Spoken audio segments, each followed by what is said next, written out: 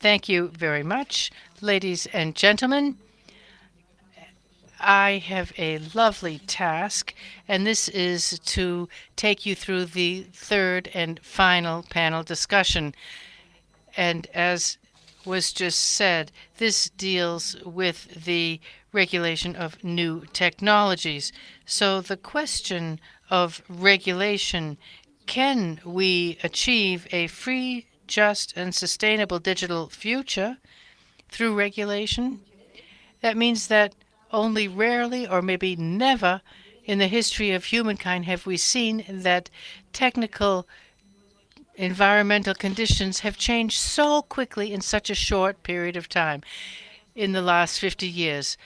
PCs in the 80s, and then the internet in the 1990s, and then social media, smartphones, and now cloud computing, blockchain technology, and the most recent developments in artificial intelligence. We are undergoing a digital transformation, and some even call it a digital revolution compared to the terms for the Industrial Revolution. Today, we have president candidates, and we learned about the fact that Biden is not running for election in X, or social media. We have remote-controlled smart divisions. They're connected by Internet of Things. And in art, we also have non-fungible tokens, the NFTs. So, briefly, the digital era has begun. Not only has it begun, but in many areas in Europe and elsewhere, we can see this is the case in the global north. So this places new challenges on our society. Digital technology makes life more interesting, more convenient, but in some respects it makes us more vulnerable. Think about the spread of disinformation, fake news, or hate words in the internet, or a cyber attack, or just an update that failed like we saw last week, and it basically collapsed a good bit of our infrastructure. Social media offer us new areas and new possibilities for development and become involved in political processes and in shaping our society. But on the other hand, they also have a number of risks for democracy and for our individual freedom. Now, many people saw that this was a risk, and about a year ago, this was really it. A number of technology companies talked about the risks in public of technology. Artificial intelligence, AI, they, in the long term, have the potential to really extinguish mankind or humankind, just like a pandemic or a nuclear war. So now it's important to think about regulating these new technologies. And here, is this going to be done on a national level or supranational? Do they mean certain rules within which their development and application of these technologies have to be included? In Europe, a large amount of the regulation comes from the European Union. We have a number of instruments which we have seen really develop in the last few years, but I just want to say three things very briefly, and these are all related to the digital world. First of all, we have dealing with personal data is regulated quite closely. Data protection laws, this goes back to the second half of the 20th century, but we have the data protection laws in the European Union, which has given them a new dimension. And this data protection regulation in the EU is very much aware of people are aware of this because of the risk the internet has when it comes to agreeing to the dissemination of information. The second aspect here is the digital single market in the EU. 2022, a number of new instruments came to be: the Digital Market Act, the DMA, and the Digital Services Act, the DSA, and these are now in place as of this year. These two instruments give us requirements for digital markets, for example, Amazon digital services such as Facebook or Instagram. And what they want to achieve, that's what the European website says, they want to have fair, safe digital space, which could protect users but should also ensure equal competition for all people within the EU. And what's very new here, and this is the third area that I'd like to talk about today, and that is the European AI Act. This regulates artificial intelligence. This initiative went through the European Parliament just before the end of the last legislative session, and I think it was on the 1st of August. It is on the 1st of August that it will enter into force. The AI Act has different risk categories, and it also includes a number of requirements. Systems where you have an unacceptably high risk should be banned, and then they have a staggered degree of regulation for lesser risks. For all of these regulations, the intention is to make use of the opportunities of the digital revolution and to make use of them, but on the other hand, to minimize the accompanying risks. Will this be successful? Is this the right approach? That's what I'd like to say. And to begin our discussion, I would like to raise three specific points, three prospects for the future.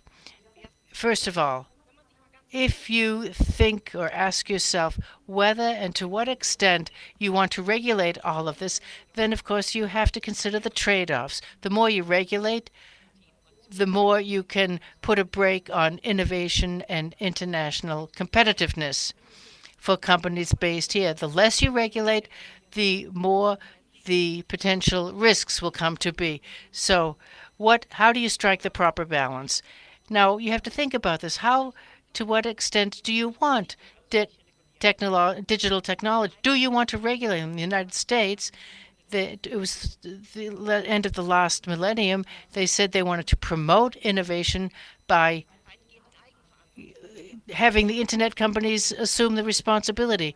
They have a immunity to liability on content. So this is a strategy that seems to have worked when many of the largest companies are now based in Silicon Valley. In Europe, I don't think that is a feasible approach to take. But if you decide on targeted regulation, you can do this in a number of different ways. First of all, ex ante, preventive, in order to really define the boundaries, or ex post, where you provide liability clauses which you can use if things go wrong. Or you can have a combination of the two mechanisms if you like. The European approach is traditionally the preventive method, and we are basically a pioneer here, and regulation is within the single European market, and then you would have a certain spillover effect outside of the EU. This would not then go on. So is this the right approach? Because you really haven't had enough information as to how this technology is going to develop. If it needs to be regulated, how is it going to develop as a result of artificial intelligence? My second prospect for the future is here, this is ex post regulation, liability. For a couple of years now, this has been discussed by experts. In addition to natural entities and legal entities, they also have new entities so that any damage that comes to be, they can better allocate the damages and make it more simple to allocate the damages. Think about accidents for cars without drivers or other autonomous systems. The types of autonomous agents. Think about accidents that might be happened. Our conventional mechanisms, it's hard for them to work for us there. But if you have an person as an individual liability entity, then this is something that would no longer have to have an operator or a software to be allocated to this, so that then, of course, this means that the person itself could be held liable, and it could also be insured. So the question I have is this something that's really necessary, or is this a problem that might be solved with conventional tools? For example, do we really need to reinvent the wheel when it comes to expanding legal entities in this way? And my third and final point, and this is something that maybe will surprise you, and this relates to digital inclusion. What I don't mean by this, you might think I do, that means how digitalization can promote inclusion. For example, if you can balance any of the handicaps by digitalization, that's also an important aspect, but that's not what I'm thinking of here. What I'm talking about here is inclusion in digitalization. In other words, reducing the obstacles to access to the digital world, and you want to have inclusion despite digitalization. So the question is, can people also continue to lead an analog life if that's what they want to do? When it comes to inclusion in digitalization, that is to say, promoting access, here we have a whole slurry of different methods which would be included in the web access. Inclusion despite digitalization is something that is a blind spot when it comes to regulation. We have about 15 to 20%, mostly older people, don't have a smartphone, or they don't even have an email address. But what about a cafe or a restaurant? Only allows you to pay by a specific app. And this is something that happens in some European countries. It happened to me recently on vacation. What about if you can only make appointments with the authorities online and you need to click on a link in an email and then you get a QR code and then you use this QR code to register on the day of your appointment? These citizens really are not able to do this. You could also say, well, okay, this is just a transitional problem. It will solve itself one of these days. But I think that this is just something that is being shifted because digital natives today will no longer be going along with every new development. They might not want to go along with all the new developments. Do they need to think about all of these regulations, at least to have a minimum amount of economic, political, and social participation needs to be made possible, even if somebody is not up to date when it comes to technology? Those are the three thoughts that I wanted to present to you.